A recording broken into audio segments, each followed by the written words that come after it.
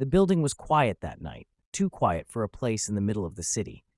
The rain had stopped hours ago, leaving the streets outside slick and reflective under the dim orange glow of the street lamps.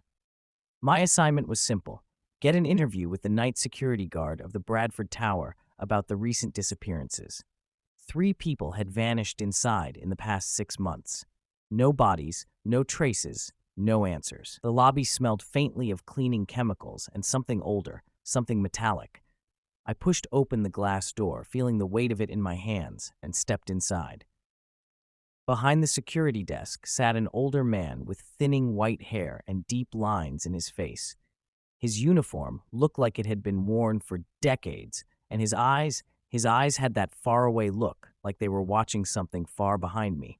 "You here for the interview?" he asked, his voice raspy. I nodded and set my recorder on the desk. "Name?" "Malcolm Price. Been working here 32 years. We went through the motions at first. He told me about the building's history, about the eccentric millionaire who had it constructed in the 1920s, about the renovations over the decades. His words were measured, careful, like he was stepping around something. "These disappearances," I pressed, leaning forward. "Do you have any theories?" Malcolm's jaw tightened. He glanced toward the far end of the lobby, where 2 elevator doors stood, one silver and modern, the other old, its brass frame tarnished, its wood paneling scratched with age. "Sometimes," he said slowly, "you see things in the service elevator, things that aren't supposed to be there." I frowned. "Like what?" He didn't answer. Instead, he reached under the desk, pulled out a small brass key, and slid it across to me. "You want to know the truth? Go see for yourself, but you press no buttons you don't recognize. Got it?" I turned the key over in my hand. It was cold, heavier than it looked, and engraved with the number 0. "Zero?" I asked. Malcolm's eyes narrowed. "There is no 0. Before I could ask more, the phone on his desk rang. He answered, muttered a few words, and waved me off. The service elevator was waiting, its single dim bulb flickering overhead. Inside, the panel was a mix of brass buttons and modern replacements. 1 through 20, basement, and a small, black button below them all, unmarked, almost hidden in shadow. My finger hovered over it.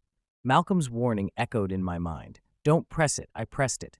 The elevator jolted. Not down, not up, just moving, but not in any way that felt right. My stomach dropped, my ears popped. The light flickered wildly, then went out completely. When it came back, the door slid open. The floor looked nothing like the rest of the building. The walls were a deep, peeling green, the floorboards warped with moisture. The air was thick, almost humid, and every breath tasted stale. The hallway stretched ahead, lined with doors, none of them numbered, all slightly ajar. I stepped out. The elevator doors closed behind me, the hum of the machinery fading until there was only silence. The first door on my right opened into a room with a single chair, bolted to the floor, facing the wall. On the wall, scratched into the plaster, were the words, "Go back." The second door revealed nothing but darkness. I reached for my phone's flashlight, but it flickered, distorted, the beam twisting like it was bending around something. I closed the door quickly. Further down, I heard something. Soft, wet, breathing. "Hello?" I called, my voice sounding too loud in the stillness. It stopped. The hallway bent sharply to the left. At the corner, I saw it, a hand, long-fingered, gray, the nails jagged and black, curling slowly around the edge of the wall. It withdrew in an instant, like it knew I'd seen it. I should have run. Instead, I followed. The turn led to a larger space, lit only by a faint yellow glow leaking from a cracked ceiling fixture. In the middle of the room stood an old elevator shaft, its doors missing, the black emptiness inside stretching endlessly down. A chain hung from above, swaying gently, though there was no breeze. Something moved at the edge of the light. It was tall, thin. Its skin hung in loose folds, its face hidden in shadow. It tilted its head toward me, and I felt the weight of its gaze, heavy and unblinking. I stepped back and the floor creaked. The sound seemed to trigger it. The figure moved, glided across the room in an instant. I spun, bolting for the hallway, but the air felt thick like running through water. My vision blurred, my ears rang. I reached the elevator, slammed the button for the lobby. Nothing. The black button glowed faintly now, pulsing like a heartbeat. The creature's hand gripped the frame of the elevator door, its nails scraping the metal.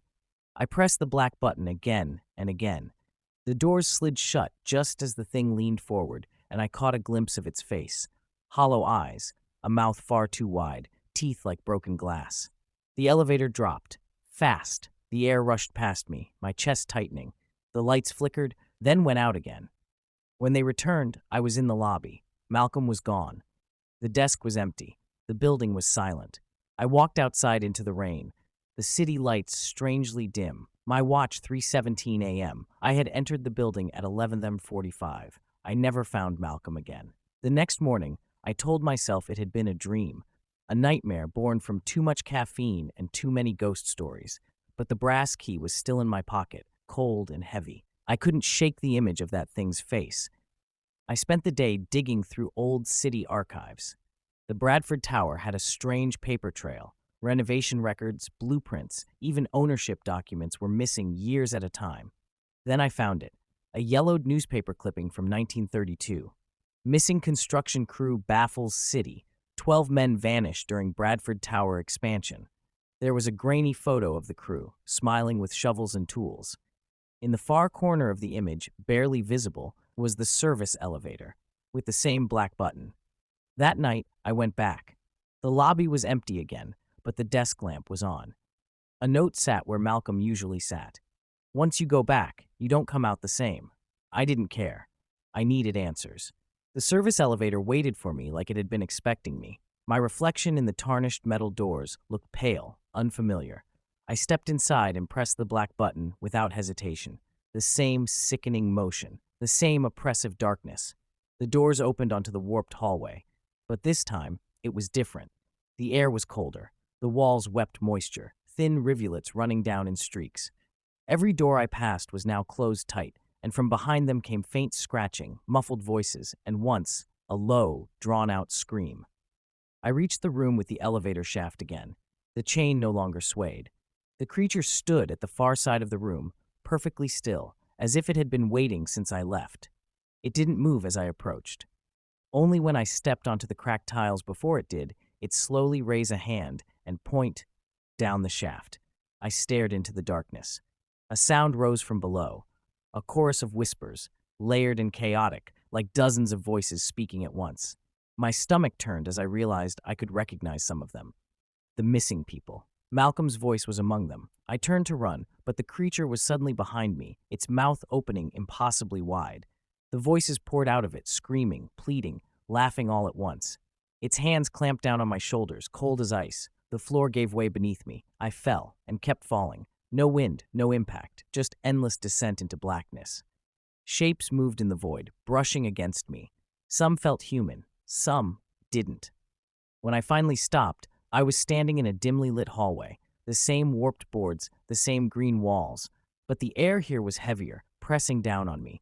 A mirror stood at the end of the hall. In it, my reflection was wrong. Its eyes dark hollows, its mouth stretched into a grin. It lifted its hand and waved. Behind me, the creature's voice, low and final. Now you stay. The mirror shattered, and everything went black.